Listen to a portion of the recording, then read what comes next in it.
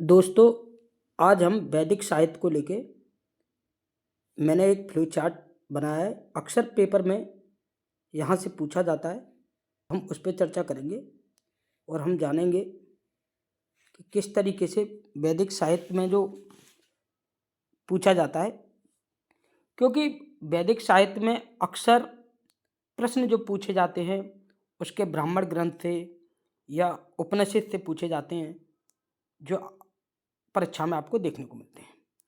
हम जानते हैं एक एक पहलू पे, क्योंकि लाइव क्लास में लगातार हमारी बातें होती रही हैं, लेकिन मैंने ये एक चार्ट के माध्यम से समझाने की कोशिश की है।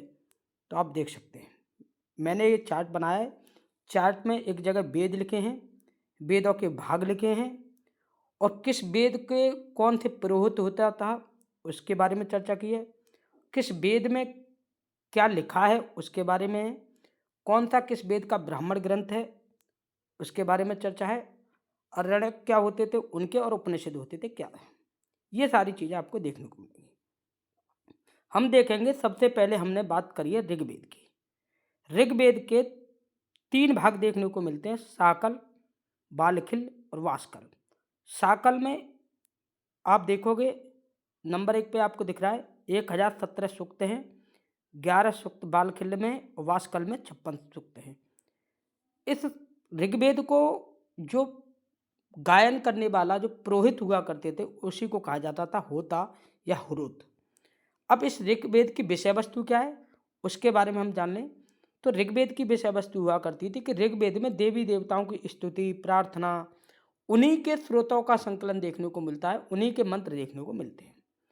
इस ऋग्वेद के कौन कौन से ब्राह्मण ग्रंथ हैं, तो आप देखोगे 2 ब्राह्मण ग्रंथ देखने को मिलेंगे। एक होता है ऐत्रेय, एक होता है कौस्तुकी या संखायन, इसको आप बोलते हैं। आरण्यक भी वही होते हैं, सेम देखने को मिल रहे हैं, ऐत्रेय और कौस्तुकी, और उपनिषद भी सेम है। अगला आप आ जाओगे यजुर्वेद पे। यजुर्वेद के 2 भाग होते हैं, आपको देखने को मिलेंगे। एक तो शुक्ल यजुर्वेद, एक देखने को मिल रहा है कृष्ण यजुर्वेद। शुक्ल शुक्ल यजुर्वेद के भी 2 भाग हैं। उसको आप कहते हैं 2 शाखा मान सकते हैं शुक्ल यजुर्वेद की, कांडव और माध्य दिन। माध्य दिन जो है और कांडव जो है शुक्ल यजुर्वेद की 2 शाखा हैं। ऐसे ही कृष्ण यजुर्वेद जो है उसके आपको 4 शाखाएं देखने को मिलेंगी, काटक, कपिलस्ठ, मैत्री और तैत्रीय। ये जो है आपको कृष्ण यजुर्वेद की शाखा देखने, ये यजुर्वेद के ही भाग हैं 2 और उनके भी सब पार्ट हैं वो। अब इसके जो पुरोहित हैं वो कौन कौन होते हैं, उसको क्या कहा जाता था, तो उसको अर्धवीव या अधर्व्यू वह इस नाम से जाना जाता था। इस यजुर्वेद में क्या काम था, किसके बारे में बात चर्चा की गई है, तो याज्ञिक कर्म जो होते थे, यज्ञ के जितने भी पूजा पाठ की पद्धति होती थी वो यजुर्वेद में देखने को मिलती है। बलिदान प्रथाएं जो हुआ करती थी वो यजुर्वेद में देखने को मिलती हैं। कौन कौन से इस यजुर्वेद के ब्राह्मण ग्रंथ हैं, तो इसमें आप देखने को मिलेगा शतपथ ब्राह्मण ग्रंथ। ये वही शतपथ ब्राह्मण ग्रंथ है जिसमें याज्ञवल्क्य जो है ऋषि हैं, याज्ञवल्क्य जो ऋषि थे उनके बारे में बात करेंगे। अगला आप देखोगे मैत्रायणी है, तैत्रेयी है। तो ये 3 आपको इसके ब्राह्मण ग्रंथ देखने को मिलेंगे। आरण्यक भी सेम है, मैत्रायणी और तैत्रेयी, लेकिन उपनिषदों की संख्या यजुर्वेदों की बढ़ी हुई है। कौन कौन से हैं आप देखेंगे लास्ट में, बृहदनारायक, तैत्रेय, कठोपनिषद, ईशोपनिषद, श्वेताश्वर, मैत्रायणी और महानारायण, ये इसके उपनिषद हैं। अगले वेद को देखोगे आप तो सामवेद माना जाता है और सामवेद के भी 3 भाग देखने को मिलते हैं। कौन कौन से भाग हैं, कोथुम, राणायनी, जैमिनी।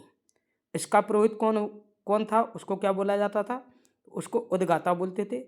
सामवेद में किसके बारे में बताया गया है, विषय वस्तु क्या है उसकी, तो संगीत या गायन था। और जैमिनी जो थे इसका ब्राह्मण ग्रंथ है।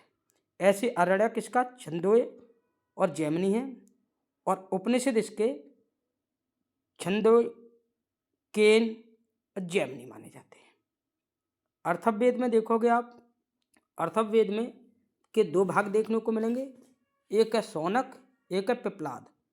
पिप्लाद और शौनक अर्थववेद के भाग हैं और इसके जो पुरोहित होते थे उनको ब्रह्मा या ब्राह्मण कहा जाता था।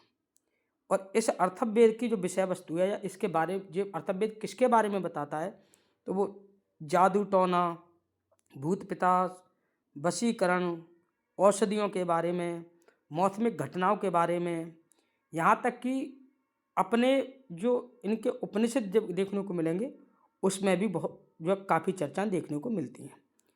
इसका जो ग्रंथ है अथर्ववेद का, वो है जो ब्राह्मण ग्रंथ जिसे आप बोल रहे हैं, ब्राह्मण ग्रंथ है, उसको बोलते हैं गोपेय। अरण्यक कोई इसका है नहीं। अरण्यक मतलब जो होता था, ऐसी किताबें जो वन में लिखी गई हों, वन में लिखने वाली पुस्तकों, वन पुस्तकों को ही आप अरण्यक बोलते हैं। ये पर्यायवाची है वन का। तो उसमें जो लिखी जाती थी उन पुस्तकों को चर्चा देखने को मिलती है।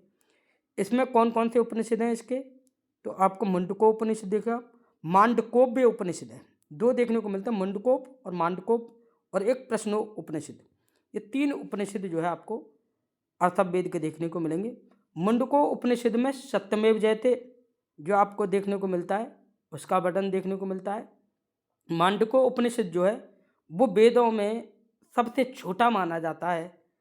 प्रश्नो उपनिषद भी आपको देखने को मिल रहा है यहाँ पे, और इन्हीं उपनिषदों में सभा और सम्मति नाम की आपने देखा होगा, मांडुक्य उपनिषद और इन सब की आप जब पढ़ते हैं जो है वैदिक साहित्य को, तो आप देखोगे सभा सम्मति की चर्चा देखने को मिलती है, प्रजापति का उल्लेख देखने को मिलता है, और यज्ञों को ये बताया है कि यज्ञ जो है टूटी फूटी नौका की तरह है, उनके द्वारा हम भवसागर से पार नहीं उतर सकते हैं। तो ये जो है चर्चा देखने को मिलती है अथर्ववेद में। तो मैंने एक जो है फ्रेमिंग के माध्यम से, एक फ्लो चार्ट के माध्यम से आपको बताया।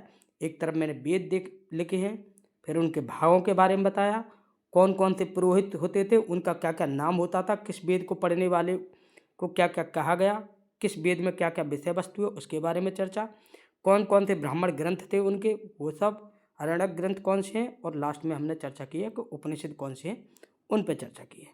तो ये फ्लो चार्ट आप एक दो बार और रिपीट करेंगे, एक दो बार पढ़ेंगे तो आपको कहीं ना कहीं इससे चीज़ें देखने को मिल जाती हैं। छोटी मोटी परीक्षाओं में अक्सर ब्राह्मण ग्रंथों को पूछ लेता है, ऐसे पूछ लेता है वो अक्सर कि बताइए ऐतरेय ब्राह्मण ग्रंथ जो किस वेद का है, तो ऑप्शन डाल देगा आपका ऋग्वेद है, यजुर्वेद है, सामवेद है, अथर्ववेद का। या पूछ लेगा कि सत्यमेव जयते किस उपनिषद से लिया गया है, तो वो मुंडकोपनिषद से लिया गया। या पूछ लेगा कि बताइए संगीत गायन कौन से वेद के अंतर्गत आता है, तब आप बता देंगे। पूछ सकता है आपसे कि जादू टोना, भूत पिशाच, वशीकरण, औषधियों का वर्णन, कृषि के लिए जो वर्णन जो देखने को मिलता है वो अथर्ववेद में। इस तरीके से आपसे प्रश्नों को घुमा के पूछ सकता है। अगर आगामी परीक्षाओं में जिस तरीके से ट्रेंड बदल रहा है, अगर पेपर में पूछा गया तो वो कहीं ना कहीं उपनिषदों से पूछ सकता है घुमा फिरा के। और जब आपको कहीं ना कहीं उसने अपना बदलाव किया तो ये याद रखना है, क्योंकि उपनिषद एक दूसरे के सेम से ही लगते हैं, समानता उनमें देखने को मिलती है। तो ये थोड़ा सा हमें ध्यान रखने की बात है, और उपनिषदों के आधार पर ही अक्सर अब पेपर थोड़ा सा बनते हैं। अब वो नहीं पूछा जाता कि सबसे प्राचीनतम वेद कौन सा है, किस वेद में सबसे ज़्यादा गायन वाले वेद कौन सा कहा जाता है, किस वेद के अंदर जादू टोना है। ये चीज़ें अब पेपर में थोड़ा सा कम पूछी जाती हैं। पुरोहित को लेकर जैसे अक्सर पहले पेपर में पूछा जाता था कि पुरोहित क्या होता है, होता क्या होता है, अर्धवीव क्या होता है, तो ये सारी चीज़ें पूछी जाती थी। उद्गाता किसको कहते थे, किस वेद में किसकी चर्चा हो रही है, इस बात से भी प्रश्न बनते थे। अब जो है कम देखने को मिलता है। तो आपको ये विशेष ध्यान रखना है, क्योंकि अब पेपर में हो सकता है उपनिषदों से या अरण्यकों से प्रश्न बने, क्योंकि इसका जो है लगातार जैसे पेपर का ट्रेंड बदल रहा है, उस आधार पे हम कह सकते हैं कि पेपर थोड़ा सा हाई अप्रोच में बन सकता है। थोड़ा सा आप भागों की तरफ भी देख सकते हैं, जैसे यजुर्वेद के हमने देख रहे हैं ना, शुक्ल युग के 2 भाग हैं, या कृष्ण यजुर्वेद के 4 भाग देखने को मिले, तो उन भागों पे भी थोड़ा सा काम कर सकते हैं। सामवेद के जैसे हमें 3 भाग देखने को मिल रहे हैं, अथर्ववेद के आपके भाग देखने को मिलते हैं। तो मैंने ये फ्लो चार्ट के माध्यम से आपको बताने की कोशिश की है, आप इन पर कार्य कर सकते हैं। एक दो बार आप देखेंगे तो पेपर में गलती होने की संभावना कम रहेगी। ये मैंने अपने माध्यम से आपके पास प्रेषित करने की कोशिश की है, जो कि आपके आगामी परीक्षा की जो भी छोटी मोटी राज्य स्तरीय हो या अन्य कोई भी परीक्षा हो उसमें लाभदायक होगी। तो ये मैंने बनाया है, आपको कैसे लग रहा है, आगे जो भी सजेशन होगा आप मुझे बता सकते हैं। सभी के लिए थैंक यू वेरी मच।